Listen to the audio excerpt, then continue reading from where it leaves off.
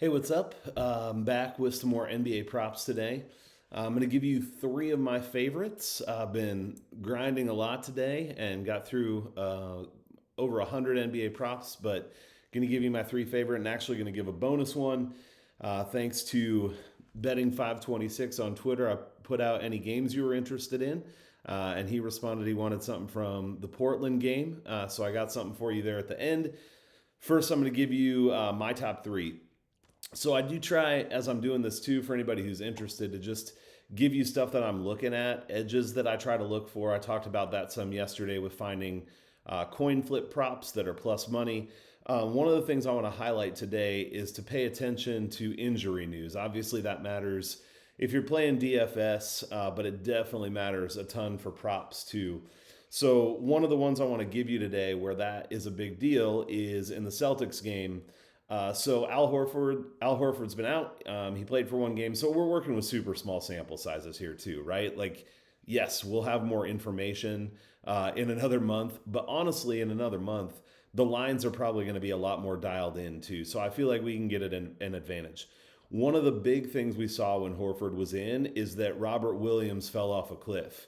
So Williams without Horford this year, averaging 9.8 points a game, 8.8 rebounds, and 2 assists with Horford in averaging 5.5 points a game, 4.5 rebounds, and just half an assist. So the first thing I'm doing, I'm actually giving you a 3-pack for the first pick, but I'm taking unders on Robert Williams across the board tonight. So I've got under 9.5 points at minus 105. He actually has scored, I think, 2 and then 9 points when Horford's been in. So he has gone under the 9.5 both times. Minus 105. I'm taking under 8.5 rebounds at plus 100, and then under 1.5 assists at plus 148. Again, when Horford's been in, he had 1 assist and 0 in the 2 games he's played, so he has gone under in both of those. Small sample size, but at plus 148, I think that's some pretty solid value. So that's the first thing I'm doing is Robert Williams unders pretty much across the board.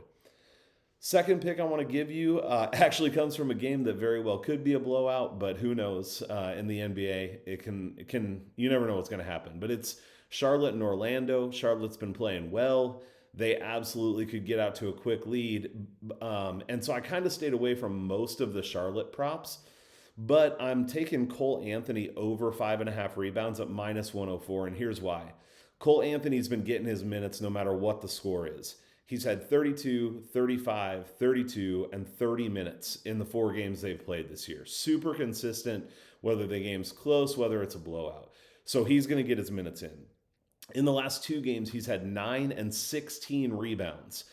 They have played with their lineup some. Mo Bamba's been starting, and so who knows how much of a correlation there is there.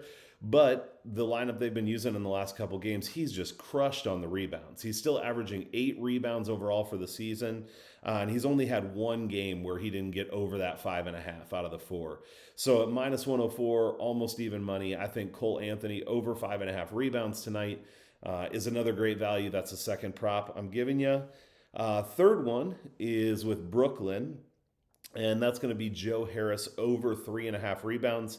I got it at plus 126. This is another one of those where, kind of like yesterday, I would say this one's close to a coin flip. I actually would expect Joe Harris to be around 4 rebounds, maybe 3.9. So again, at plus money, I think it's a good value here. He's averaging 4.8 rebounds on the season, so 1.3 higher than this line tonight.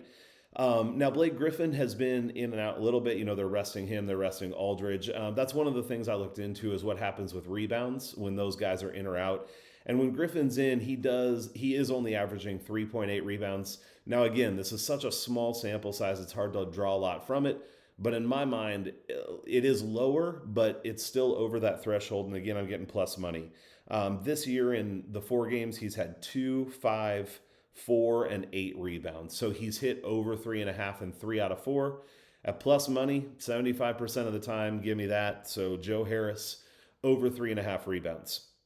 So those are the 3 that I wanted to give you. But like I said, I have a bonus one too. Went and looked into the Portland game more than I had before. One of the things that actually Betting 526 brought up on Twitter was looking at games that have a high total. And I will say, I'm not going to go on and on and bore you, but I do look at what the expected game script is and kind of factor that into what I'm looking at. Like I will take more unders if it's going to be a slow paced game, if it's between teams that tend to be sloppy, whatever. So I'm happy to take props no matter what the pace is, no matter what the game script. But this one with Portland is one where definitely as I got into it, I stayed away from most of the unders, looked mostly at the overs that I liked. So the one that I like the most is a plus 200 prop, and that's Steven Adams to have a double double. With Nurkic playing for Portland, and granted, Nurkic hasn't gone over 30 minutes yet. He's been in the 20s, but I think Steven Adams will be important for playing some defense on him. And Adams has actually been really involved to this point so far. So here's some numbers, kind of back up the what I like the value on for the double double here. So obviously he'd need 10 points, 10 rebounds. I don't think he's going to get there with assists or anything else. So if you look at what he's averaging, averaging 0.42 rebounds and points a minute. He's actually exactly the same on the two. So in order to hit value to get the 10 and 10, he'd need 23.8 minutes tonight, theoretically, to hit that value based on where he's been. So far in 3 games, he's played 32, 27, and 34 minutes. So even in the one that was the closest, he was still over 3 minutes higher than what he theoretically needs to hit that value in those 3 games. He's averaging 13 and 13, so averaging well above both in points and rebounds. And really, when he's missed double doubles, he's usually missing by one rebound, 1 point. And so you're giving me plus 200 on a guy who's averaging 13 and 13, who really only needs about 25 minutes to expect to hit this. That to me seems like a phenomenal value. So that's the 4th prop I'm giving you is Steven Adams double-double plus 200. Definitely subscribe if you're getting something out of the content. Leave me a comment. Let me know what you'd like to see. I'm just getting going with this, so any input from you would be greatly appreciated. And I will see you on Twitter. My Twitter is at NBA Attack with 1A. Would love for you to follow me, and I'll see you there.